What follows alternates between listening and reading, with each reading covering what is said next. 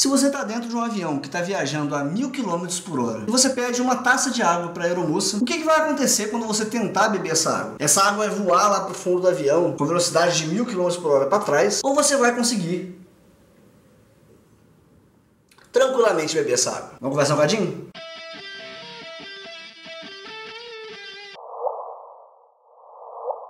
Para resolver esse tipo de problema, já existe na física há muitos séculos a noção de que as leis da física devem ser as mesmas para qualquer referencial inercial. O que isso significa? Significa que as leis da física são bem comportadas, contanto que você não tenha nenhuma aceleração no sistema que você está. Por exemplo, eu estou aqui agora no meu quarto, então quando eu tento beber essa água não voa na minha cara, ela não pula para cima, ela não desintegra na minha frente. Ela permanece aqui dentro do copo e eu consigo beber ela tranquilamente. Da mesma forma, eu não estou tomando nenhum choque inesperado aqui, porque não está surgindo uma força elétrica do nada aqui. Ou seja, as leis da física aqui estão se comportando de acordo com o esperado. A mesma coisa acontece se você estiver, por exemplo, dentro de um carro numa velocidade constante, ou dentro de um avião numa velocidade constante. E é importante que a gente diferencie aqui a noção de velocidade e aceleração, que eu vejo que as pessoas têm muita dificuldade de fazer isso. A velocidade, a gente está falando de um movimento.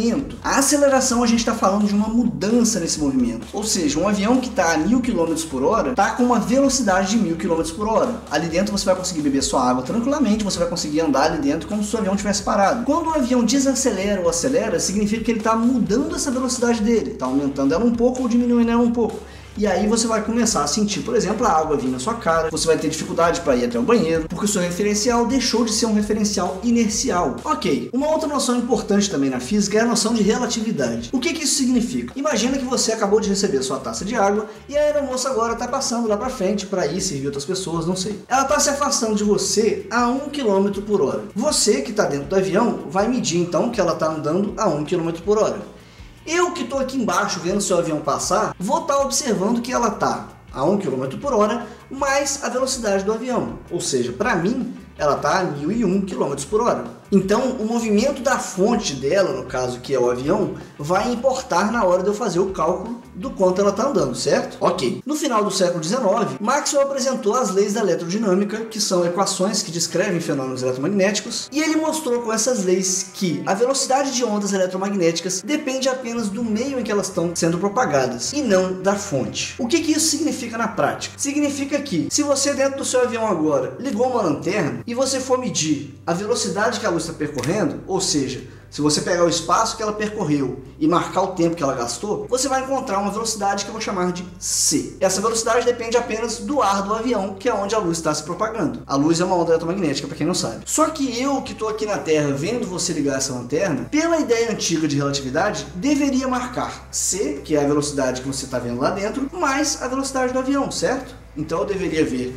1000 km por hora mais C. Só que, segundo as leis de Maxwell, isso não acontece. A velocidade da luz dependeria apenas do ar do avião. Então, tanto eu quanto você deveríamos marcar C. E isso gera um problema gravíssimo que você acabou de ver aqui. Como é que, se a aeromoça anda, eu estou observando ela a 1001 km por hora, mas a luz, quando ela anda, eu observo ela com a mesma velocidade que você observou? Pois é, depois que isso foi apresentado, surgiram várias propostas para tentar corrigir esse problema. A primeira proposta, que era de Lorentz, é você considerar que as leis que valem para fenômenos mecânicos não valem para fenômenos eletromagnéticos. Esses fenômenos eletromagnéticos iam acontecer num referencial que a gente chamaria de éter. Seria uma coisa que está em repouso no universo inteiro, tudo está acontecendo dentro desse éter, e só quando você tivesse algum lugar que tivesse em repouso em relação ao éter, é que essas leis de Maxwell valeriam. Ou seja, se o seu avião está andando, mas na verdade eu estou em movimento em relação ao éter e você está parado em relação ao éter, aí sim você vai marcar essa velocidade constante. E eu também marcaria essa velocidade constante porque eu estou me movimentando em relação a esse éter. Uma outra proposta seria rejeitar as leis de Maxwell e dizer que elas teriam que ser transformadas também. E essa ideia também consideraria a existência de um éter em relação ao qual você faria esses cálculos. Para testar a existência desse éter, Michelson e Morley, que são dois físicos experimentais que ganharam o Nobel, inclusive, por esse experimento que eles propuseram, inventaram aquilo que a gente chama hoje de interferômetro. Eu já falei com bastante detalhe do interferômetro no vídeo sobre as ondas gravitacionais, sobre a detecção. Se você quiser assistir, eu vou linkar ele aí no final. A ideia do interferômetro é simples. Quando você faz um feixe de luz sair de uma direção, você desvia um para uma direção, faz o outro seguir na direção reta. Quando eles encontrarem aqui, eles vão apresentar um padrão de interferência aqui onde eles estão sendo incididos. Se você tiver um éter onde a luz está viajando, viajando, no momento em que esse seu interferômetro está em movimento dentro desse éter, a luz vai percorrer velocidades diferentes em cada um desses braços, certo? Então no momento em que você tiver uma movimentação dentro desse éter, você vai ver uma mudança no seu padrão de interferência. Só que Michelson e Morley fizeram esse experimento um ano inteiro, em diferentes horas do dia, várias e várias vezes, e não observaram nenhuma mudança no padrão de interferência, mostrando assim que não existe esse éter, ok? Então, para quem já me perguntou aí, é por isso que a gente diz que não existe o éter, porque foi refutada a ideia de um éter luminífero através do experimento de Michelson-Morley. Então, se não existe um éter, essas duas propostas anteriores de dizer que a relatividade que vale para fenômenos mecânicos não vale para o eletromagnetismo não funciona, e a outra ideia também de rejeitar as ideias de Maxwell também não funciona. É aí que surge a proposta de Einstein. Ao invés de mexer nessas duas coisas, Einstein faz uma proposta que é revolucionária, que é considerar que as nossas noções de espaço e tempo estão incorretas. A partir de agora, a gente vai rejeitar a ideia de que existe um tempo absoluto que rege tudo e um espaço que também seja absoluto, e vai considerar que espaço e tempo estão conectados entre si. Como que ele vai fazer isso? Através de dois postulados, que é o que a gente chama de postulados da relatividade. O primeiro é que as leis da física são as mesmas para qualquer referencial inercial.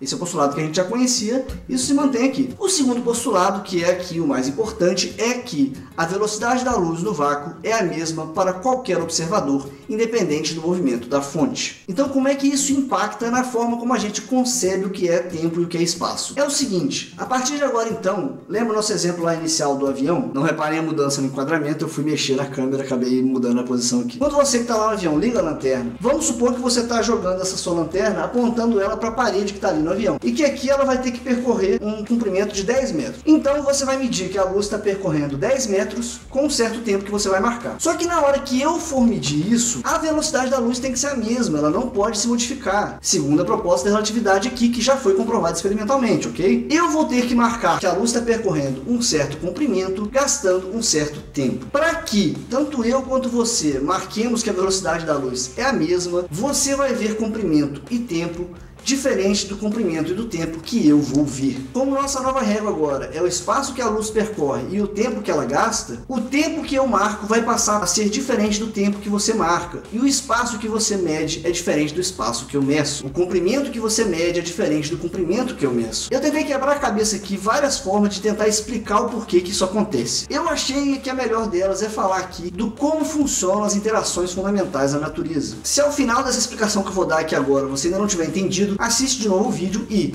se permanecer a dúvida, coloca aí nos comentários que eu tento trazer aqui outros vídeos explicando melhor essas noções, ok? Quando eu bato palma, como é que essa minha mão aqui sabe que essa minha mão está aqui para que ela não atravesse? Por que eu não consigo atravessar uma mão pela outra? Porque essa minha mão aqui é formada de moléculas e essa aqui também é formada de moléculas. E essas moléculas vão informar uma para a outra aqui que elas estão aqui para atrapalhar. Mas quando você olha mais de perto, você vai ver que elas também são formadas, essas moléculas, de átomos. Então os átomos dessa mão aqui vão informar para os átomos dessa mão aqui que eles estão aqui presentes, logo não dá para passar. Só que esses átomos também são formados por partículas elementares. E as partículas elementares daqui vão informar para as partículas elementares daqui que elas estão aqui presentes, logo não dá para atravessar. Essa informação de que elas estão aqui eu já falei um pouco melhor no meu vídeo sobre o quanto uma estrela pode influenciar a sua personalidade, que eu também vou linkar aí no final. Mas o fato é que, se não fosse pela força eletromagnética aqui nas minhas mãos, eu conseguiria atravessar uma mão pela outra. Tudo bem que se não fosse a força eletromagnética eu não teria nem mãos. Mas é uma força que está sendo comunicada aqui que impede as minhas mãos de atravessarem uma outra. E quem é que faz essa comunicação de que essas partículas daqui estão aqui e essas partículas daqui estão aqui? São partículas elementares, que nesse caso aqui são os fótons ou gravitons, ou outros que eu não vou falar aqui agora porque eu estaria entrando em física de altas energias e eu não tenho tanto conhecimento sobre esse assunto. Mas o fato é que essa presença é comunicada através de partículas que viajam na velocidade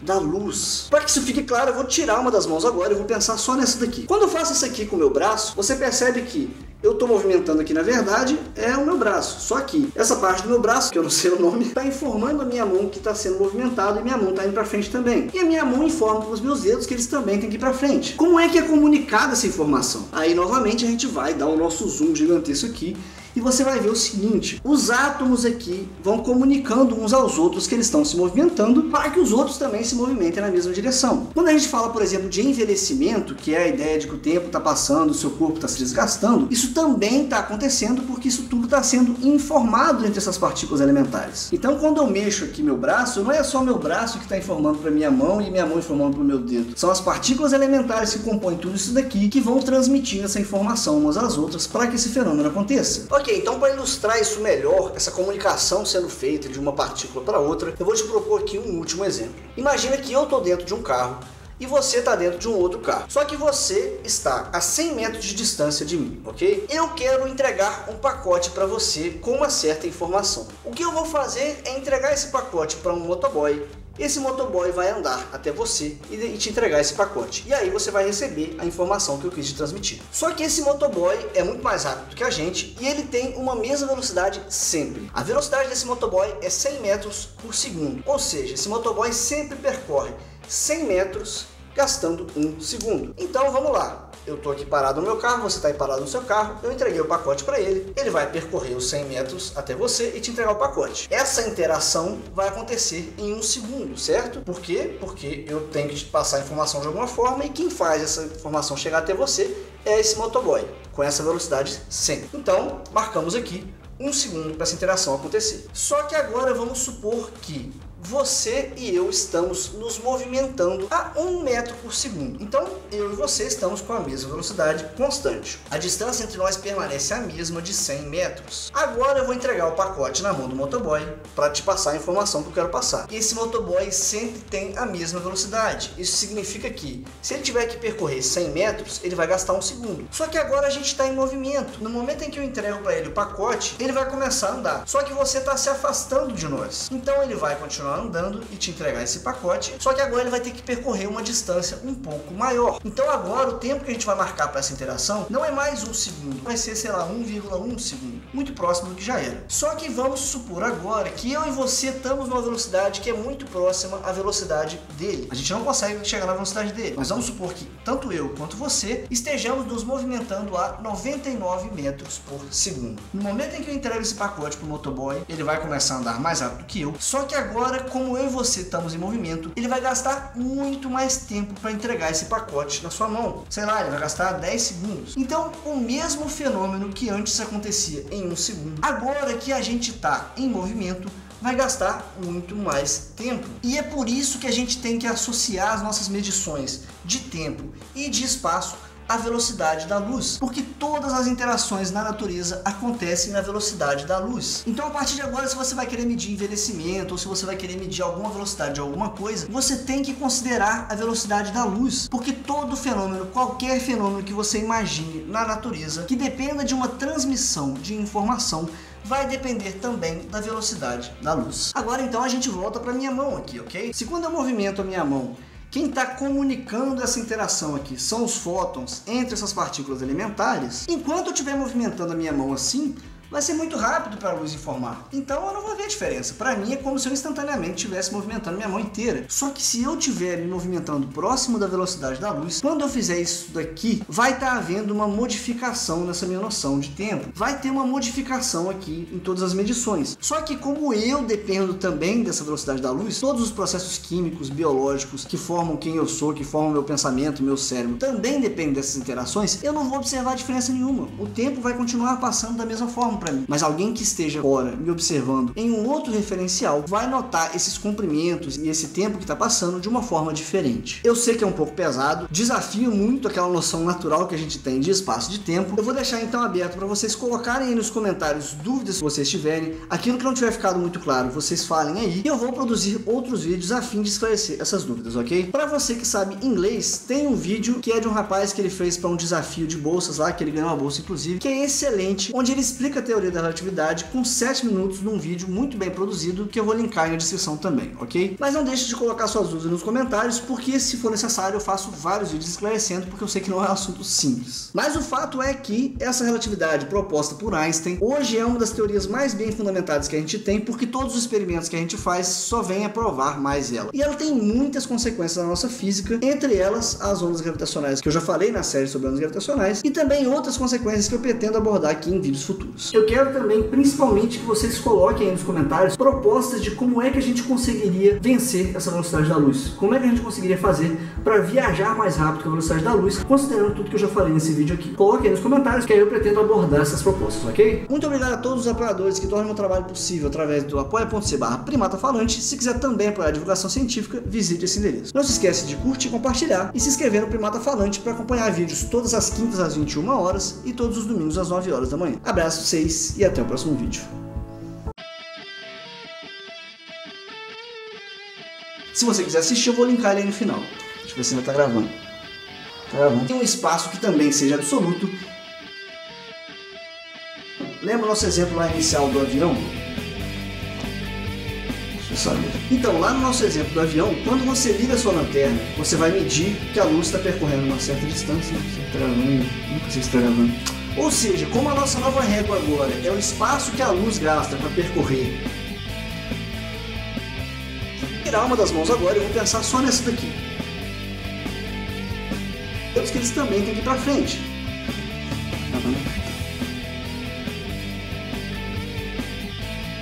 Gravando aí? Acho que parou agora, né? Gravando.